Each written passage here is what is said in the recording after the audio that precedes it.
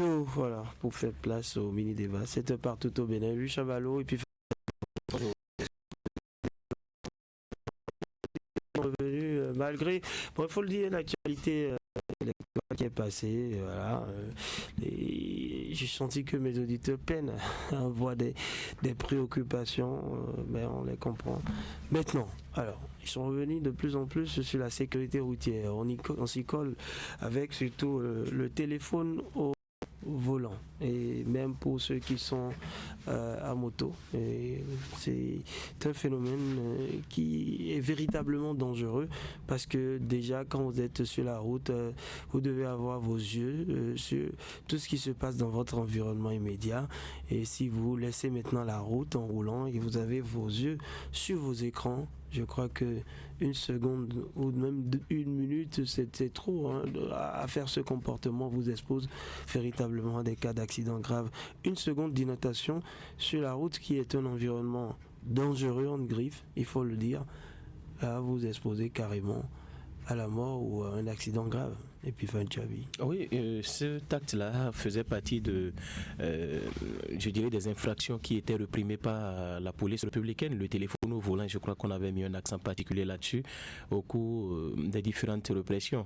Le constat aujourd'hui, le constat qui est fait, c'est que, vous l'avez déjà dit, une minute d'inattention, c'est parti pour un accident de la route. Parfois, vous impliquez des personnes qui sont prudentes, des personnes qui ne sont même pas concernées par l'acte que vous posez. Je crois qu'il y a un peu plus d'un mois, et au niveau du tronçon qui mène vers le carrefour Ibemaga, nous avons assisté à un cas pareil, qui écoutait de la musique et qui avait essayé de sortir son téléphone pour changer la mélodie, quand subitement ce petit temps donc qu'il avait pris pour s'exécuter avait coûté donc un accident de la route. C'est un DJ? Malheureusement en pleine circulation, c'est malheureux. Et donc voilà des actes que des gens posent parfois qui sont des actes d'insécurité, même parfois quand vous essayez, ce qui n'est d'ailleurs pas conseillé, vous sortez votre téléphone en pleine circulation, juste le temps même de sortir le téléphone et de le remettre et de regarder même l'heure qu'il fait sur votre téléphone, vous perdez en quelque sorte le contrôle et vous voyez que votre moto quitte peut-être votre trajectoire habituelle. Donc c'est pour dire que l'acte est dangereux, l'acte est véritablement dangereux. Et si aujourd'hui les acteurs de la sécurité routière, la police républicaine et tous les autres acteurs impliqués dans la protection des usagers de la route arrive à alerter, à tirer sur la sonnette d'alarme, ce n'est pas pour demander aux gens de ne pas utiliser les téléphones, mais c'est juste pour prendre un temps. Je crois qu'il y a un auditeur qui avait l'habitude de revenir sur ce axe-là, où vous voyez des gens qui sont dans leur véhicule et qui obscurent la route parce qu'il a juste sorti son téléphone. Lui-même ne se rend pas compte qu'il y a des gens derrière lui, parce que toute l'attention est arrivée sur le téléphone, sur l'écran.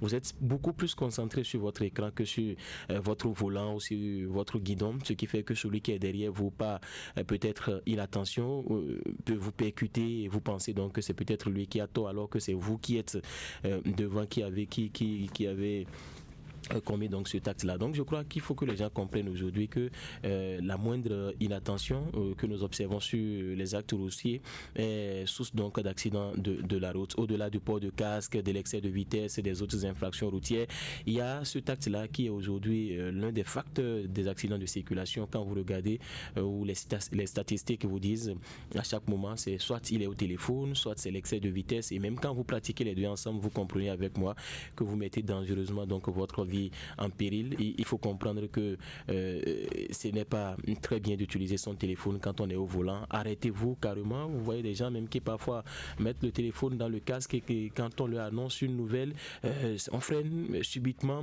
alors que vous êtes derrière, vous ne savez pas ce qui lui arrive. Si vous faites preuve d'inattention, vous le ramassez, et puis bon, on commence donc pas à discuter pour savoir qui a raison, qui a tort, qui a fait quoi. C'est surtout là quand vous avez la vie sauve. Si vous n'avez pas la vie sauve, la discussion s'arrête là, et puis bon, bien. C'est beau tout ça, c'est beau, mais bon, avouons sur ce plateau, nous l'avons tous fait une fois. Vrai ou faux? Non, sérieux. Oui, Chavalot, tout le monde l'a fait une fois. Mais à un moment donné, on s'est dit, il ne faut pas toujours s'amuser avec la vie, n'est-ce pas? Donc pour ceux qui le font encore, ce n'est pas encore trop tard. C'est ce que je voudrais dire. Oui, c'est très important. Vous savez, c'est facile de prendre son téléphone quand ça sonne, hein? Pas pour décrocher, mais juste pour voir qui a appelé. Et quand tu as vu celui qui a appelé que c'est quelqu'un d'important, c'est aussi très facile de dire je vais l'écouter rapidement et raccrocher. Je vais lui dire. Mais un jour j'ai changé avec un monsieur.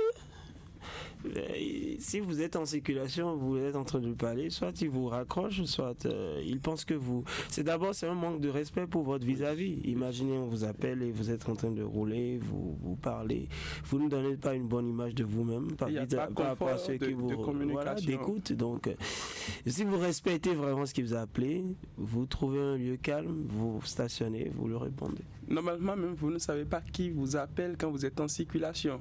Moi, j'ai suivi en cours de semaine un spécialiste des questions de sécurité routière, ici même à Fraternité, qui a dit que tu n'as même pas le temps de regarder le nom pour être tenté de décrocher. Tu ne touches pas à ton téléphone quand tu es en circulation, mais c'est compliqué. On est tellement habitué au téléphone que quand ça sonne, le premier réflexe c'est de voir qui a appelé. Ça peut être l'agent. On a l'habitude de dire ça vulgairement. Donc je pense qu'il faut appeler la conscience de tout un chacun. Il y a d'autres qui trouvent des appareils de fixation, qui fixent le téléphone sur une moto, à défaut d'avoir leur véhicule. S'ils veulent regarder la vidéo en roulant, ça, c'est vraiment développé à Cotonou. Là, c'est beaucoup plus compliqué parce que ton attention n'est pas du tout sur la route. Je ne sais pas si le type gars, il met une vidéo sur une moto, il roule. Il modernise son moyen de déplacement, si on peut le dire comme ça. Mais je pense que c'est une question de vie et de mort, si je peux le dire comme ça. Quand vous vous retrouvez face à un cas d'accident et que votre attention n'est même pas sur la route, c'est plus compliqué. Ça fait je reste avec vous. Est-ce que vous avez quand même le courage de dire à celui-là, le chauffeur, même si c'est son véhicule, il est votre aîné de 10 ans, je ne sais quoi, il est milliardaire ou n'importe quoi, l'homme d'affaires le plus riche, est-ce que vous pouvez lui dire, monsieur, est-ce que vous faites, est-ce que vous avez le culot? Ça me rappelle. Ou bien vous laissez votre vie à Dieu? Ça me rappelle une petite histoire. Il recevait tellement d'appels que... Voilà que c'est lui qui t'emmène à Cotonou, par exemple. Tu n'as même pas l'occasion d'acheter un ticket. J'allais même jusqu'à côté. Et tu vas lui dire de... Et je dis, monsieur, vous recevez trop d'appels. La première fois, il ne réagit pas. La seconde fois, il dit, chef, arrête en Dieu tes mains. Je crois que Socrate est bien témoin. Socrate est bien témoin d'un fait et que Dieu nous épargne. Que Dieu nous donne les moyens là. Là, je descends. Oui, je crois que Socrate est témoin d'un fait. Regardez la distance. Il faut continuer. Nous avons fait un voyage. Mais là, vous ici de plus descendre si un accident arrivait, c'est fini. C'est fini. Près de 140 km de route en aller-retour avec un monsieur qui passait tout son temps à prendre des appels. C'est pas possible. De Fraternité jusqu'au lieu de reportage. Il fallait filmer sur TikTok. Et la même chose au retour. C'est des appels. On dépose ce téléphone, on prend l'autre. On dépose ce téléphone, on prend l'autre. Finalement, Socrate me disait, on va prier. Alors, c'est ça. Il faut attirer la conscience. Parce que parfois, ce qui est volant, il prend son appel. Lui, il n'est pas conscient de... Il n'est pas conscient. Pour lui, c'est normal. Il a dit c'est des clients, il reçoit. Il doit remettre des colis à certaines personnes. Donc, il reçoit ses appels. Donc, si moi, ça me dérange, c'est pas mes pauvres sous là de descendre. Tu vois un ami qui m'a dit que le chauffeur qui les amenait vers Tchao, quelque part là.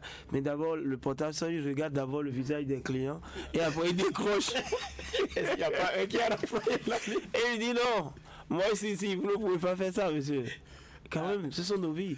Mais je crois qu'à un moment donné, il faut qu'on se conscientise. Parce que la police ne peut pas tout faire. Et en même temps, vous voyez des codes entre les chauffeurs qui se disent attention, les policiers sont à tel niveau. Et le chauffeur m'a expliqué quand c'est bas, ce que ça veut dire, quand c'est haut, ce que ça veut dire, la voie est libre, vice-versa. Donc ils ont leur code et ils se disent, bon, ils contournent la police. Mais... quand même, j'ai fait un constat ahurissant, mais quand vous roulez, vous avez parfois les vestiges de ces véhicules cabossés qui ont eu des accidents graves, qui sont au bord de la route, qui nous rappellent un peu comment la mort peut nous attendre sur la route et comment la route est dangereuse. Même si on enlève quelques véhicules, je crois que ces cas d'accident dont on n'a pas pu dégager les dégâts qui ont été causés restent des exemples palpables. Oui, véritablement, je crois que ça doit inspirer tous les conducteurs qui passent par là, les usagers de la route aussi. À chaque moment, moi j'ai parfois la chair de poule, ça je vous l'avoue, quand je passe et que je vois je dis comment ils se retrouvent comme ça et comment on les extrait. Donc, ce sont quand même des hommes. Je crois que nous devons apprendre de tout ça. Voilà, on doit apprendre forcément de tout ça. Et à chaque moment qu'on traverse ces lieux, on doit se dire, c'est peut-être une erreur. Ils étaient comme nous. Voilà, ils étaient comme nous. Peut-être qu'ils ne vivent plus. Il y en a qui vivent, mais avec des séquelles. Plus de membres. Il y en a qui sont complètement donc, dans un autre état. On devrait donc se poser des questions et continuer donc pas protéger nos vies. Donc, téléphone ensemble ce matin, on dit que téléphone au guidon au volant, ce n'est pas bon. Pas une bonne idée. Voilà.